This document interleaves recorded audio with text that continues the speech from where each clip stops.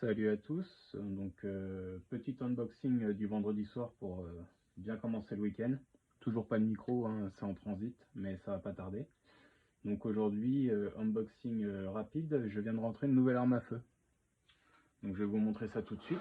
J'ai été la récupérer chez mon armurier. Donc aujourd'hui, je vous présente mon tout dernier Lee Enfield Jungle. Donc Jungle carabine. Donc reconnaissable à son frein de bouche, enfin à l'embout de son canon. Donc super joli. Donc le Lee Enfield numéro 5 Mark 1, donc dit Lee Enfield Jungle, a été créé en 1943. Donc en fait c'est une version raccourcie du numéro 4. Et donc il a été créé en 1943 et adopté par les troupes en 1944. Donc il a été majoritairement utilisé sur le front Pacifique. Donc on le retrouve notamment au Japon et en Birmanie. Donc voilà, donc le fusil est devant vous et il est venu avec sa baïonnette. Donc plutôt cool. Je suis assez content. Je l'ai eu à un prix plutôt correct. Parce que bon, il faut savoir que c'est quand même pas donné un jungle et c'est assez compliqué à trouver dans un bon état. Donc le seul, on va dire le seul bémol de celui-ci, c'est que, si je dis pas de bêtises, celui-ci, ouais, il est de 1946.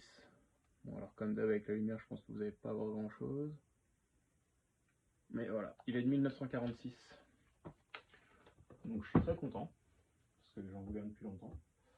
Donc je vais vous montrer, j'ai un numéro 4 ici. Donc voilà un numéro 4.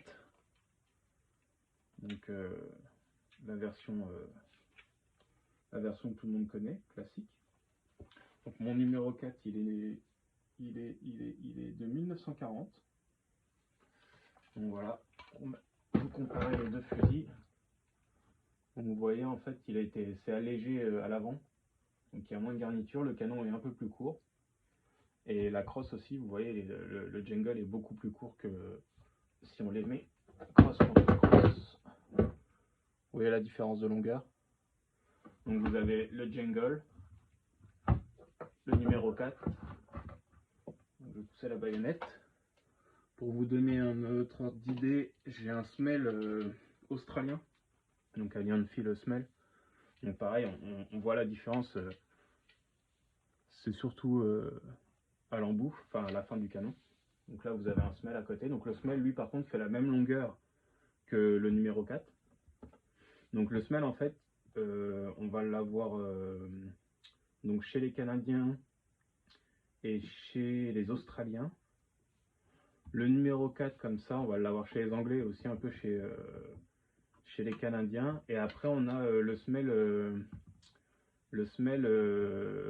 Indian, donc hindou, ou le If Shore, enfin ça dépend des appellations. Donc là j'étais sur un If Shore, mais pour l'instant j'en ai pas. J'aimerais bien rentrer, parce que celui-là, comme j'ai dit, c'est l'Australien, j'aimerais bien rentrer un avec les marquages canadiens. Mais bon, là j'ai déjà donc le jungle, le numéro 4, le semelle australien. J'ai le Enfield aussi, allez je vous montre tout. J'ai le Enfield P14, donc US. Donc voilà. J'ai le Enfield P14 US. Donc voilà. Que je vais mettre là. Donc en gros, pour compléter la famille d'Enfield, il me manquerait vraiment, je dirais, enfin que j'aimerais rentrer moi, c'est le canadien. Donc un deuxième comme ça, mais avec le marquage canadien. Pourquoi pas investir dans un If-Shore hindou pour le fun. Et j'en ai un autre Enfield que je vais vous montrer. Donc un autre numéro 4. Voilà, avec une scope. Donc une imitation sniper parce qu'en fait c'est pas la bonne crosse pour un snipe. Mais voilà, il y a une scope de snipe époque Seconde Guerre, mais c'est pas la bonne crosse. Donc elle a été mise sur le fusil, mais c'est pas la bonne crosse qui va avec ce Lee Enfield. Mais c'est le même Lee Enfield que celui-ci, mais avec une scope. Donc voilà. Donc comme vous pouvez le constater, j'aime bien les Lee Enfield. C'est des fusils plutôt cool, je trouve. Euh, donc voilà. Donc je suis plutôt content de mon achat là. Donc on va remettre donc le P14. Celui-ci il me manque juste donc vous voyez modèle. Alors je vais vous le lire d'ici parce que US Model of 1917 Eddystone, donc Enfield. Donc, en fait ça je pense pas que ça soit un Lee Enfield, je pense plutôt que c'était le fabricant qui avait participé, qui en avait fait certains, mais ça n'a rien à voir avec la famille vraiment Lee Enfield, mais il y a marqué Enfield dessus, donc je pense que le fabricant avait dû en faire quelques-uns dans les années 10. Mais celui-là est plutôt cool, il faut juste que je trouve le backside. Ensuite, donc mon semelle, donc celui-là il est de 1921, donc mon australien avec les marquages australiens. Donc pareil que j'aime énormément, il est vraiment cool. Et je vous dis, il m'en faut un comme ça, mais avec les marquages canadiens. Ensuite, mon British classique. Donc pareil que j'aime énormément, celui-ci, je crois que je vous ai dit l'année. Celui-ci, il est de 1940, ouais c'est ça. Donc 1940. Donc une belle bête que j'adore. Et pour finir, donc ma dernière entrée, avec sa sangle et sa baïonnette. Bon par contre de 1946, mais vraiment tout match quoi, tous les numéros de série match et tout, c'est ça qui est compliqué aujourd'hui, c'est que la plupart des Enfield qu'on va trouver sur le marché américain, la plupart du temps, soit le bol, soit le chargeur, soit, enfin voilà, tout ne matche pas, que là ce fusil là il est vraiment complet, c'est les pièces d'origine et tous les numéros de série match partout, donc c'est pour ça que j'ai pris un 46, alors que je cherchais idéalement, je cherchais plutôt un 44 ou 45, mais ouais, je suis plutôt content. Bon, il est dans son jus, mais une très belle pièce à ajouter dans ma collection. Donc voilà, donc j'espère que cette vidéo vous aura plu. C'était rapide, mais je voulais absolument le faire parce que je viens d'aller chercher. J'ai 2-3 colis qui sont arrivés, mais j'attends d'en accumuler d'autres. Je vais avoir de très beaux unboxings à venir, surtout en français.